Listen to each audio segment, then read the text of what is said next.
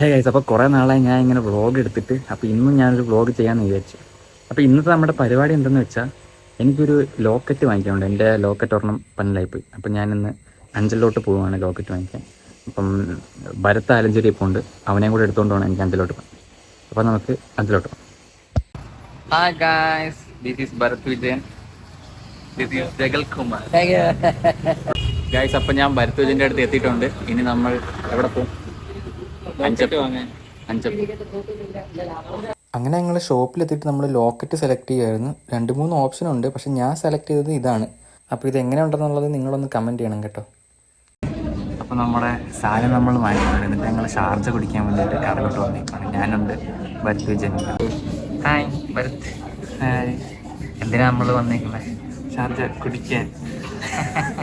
സാധാരണ ഇവൻ കുടിക്കാനൊന്നും പറയാറില്ല, വേറെ വാക്കുകളാണ് അവിടെ ഉപയോഗിക്കുന്നത്.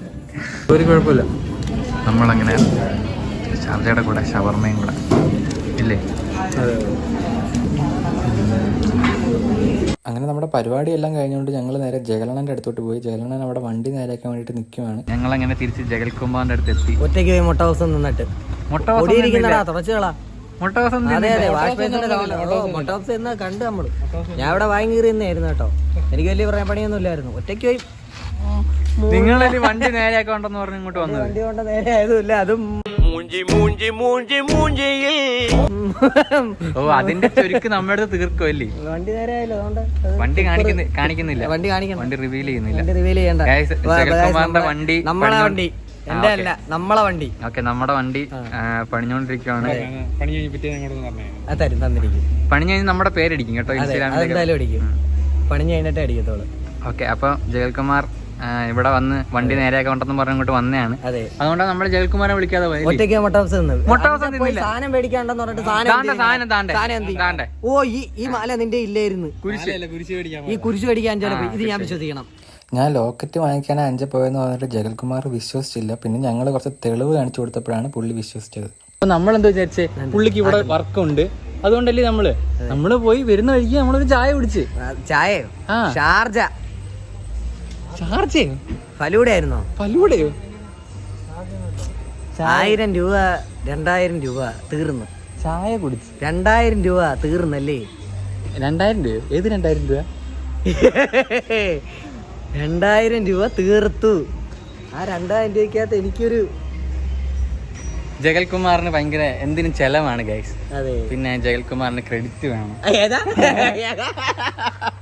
ഞാൻ പോവേണ് ഗൈസ്, ഞാൻ എന്റെ ഷോപ്പിൽ പോവേണ്. ഇമാര് ശരിയല്ല, അഴുക്ക പിള്ളേര്. പിണങ്ങി പോവാണോ ജഗൽ? നമ്മൾ അതിന്റെ പരാതി തീർക്കാൻ നാളെ ജഗലിന് ബിരിയാണി വാങ്ങിച്ചു കൊടുക്കുന്നത്. മന്തി മതി. മന്തിയോ? എന്നും മന്തി. മന്തിക്ക് കുഴപ്പമില്ല, മന്തിയാണ് നല്ല ഫുഡ്. ഇല്ല, ബിരിയാണി. ബിരിയാണി തന്നെ മട്ടൻ ബിരിയാണി വേണ്ടി വരും. എന്നാ നമുക്ക് അത് ക്യാൻസൽ ചെയ്യാം. മന്തി മതി. ഒന്നും കൊടുക്കുന്നില്ല. അല്ല, ബിരിയാണി ഓക്കെ, ബിരിയാണി ഓക്കെ. അങ്ങനെ ഓക്കെ.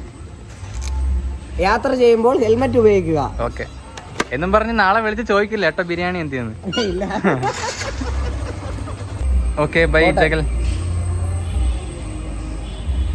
വിനാശകാലേ വിദേശ മദ്യം. ഞങ്ങൾ ബൈ പറഞ്ഞ് പിരിഞ്ഞായിരുന്നു. അപ്പോഴത്തേനും ജഗലണ്ണൻ വിളിച്ചിട്ട് അഞ്ചലോട്ട് പോവാ, ഒരു സംഭവം കാണിച്ചു തരാമെന്ന് പറഞ്ഞു. അങ്ങനെ ഞങ്ങൾ അഞ്ചലോട്ട് പോയി ഗൈസ്. അപ്പൊ കണ്ടത് ആനന്ദം ജഗൽകുമാറിന്. ജഗൽകുമാർ ഒരു വണ്ടി എടുത്തിട്ടുണ്ട് ഗൈസ്, പുതിയ വണ്ടി. അപ്പൊ ഇതിന് ചെലവെന്നാ? നാളെ തന്നെ ഉണ്ട്. സാധനം നോക്ക്. ആ ഘട്ടത്തിലാണ് ഒരു ദിവസം ഗംഗയുമായി ഞാൻ തെക്കിനിയിലെത്തിയത്. അവിടെ വെച്ച് ഗംഗയിൽ നിന്നും ഒരു പ്രത്യേക തരം സൈക്കിക് വൈബ്രേഷന്റെ അനുഭവം എനിക്ക് കിട്ടാൻ തുടങ്ങി. വേദനയോടെ ഞാൻ മനസ്സിലാക്കി, ഞാൻ അന്വേഷിച്ച് നടക്കുന്ന മാടമ്പിള്ളിയിലെ യഥാർത്ഥ മനോരോഗി എന്റെ അടുത്ത് നിൽക്കുന്ന ഗംഗയാണെന്ന്.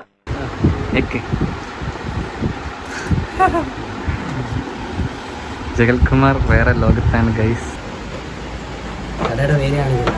ജഗലണ്ണൻ എവിടെ വണ്ടി കണ്ടാലും അത് വാങ്ങിക്കും ഗൈസ്. ആ സ്വിഫ്റ്റ് ഒന്ന് കാണിച്ചേ. അങ്ങനെ ജഗലണ്ണൻ സ്വിഫ്റ്റ് വാങ്ങിച്ചിരിക്കുകയാണ്. സ്വിഫ്റ്റ് മാത്രമല്ല, ജിപ്സി. അത് ജിപ്സി ഒന്നും അല്ലത്. ജിപ്സി ഒന്നും അല്ലത്. പിന്നെ എന്തോ അത് വേറെ ഏതോ വണ്ടി. ഇത് ജിപ്സിയാടാ, 4x4 ജിപ്സി, മാരുതി സുസുക്കിയുടെ. ഇത് വേറെ ഏതോ വണ്ടി ജഗലണ്ണനെ പറ്റിച്ച്. അല്ല ഇവിടെ എഴുതിയേക്കുന്നുണ്ടോ ജിപ്സി?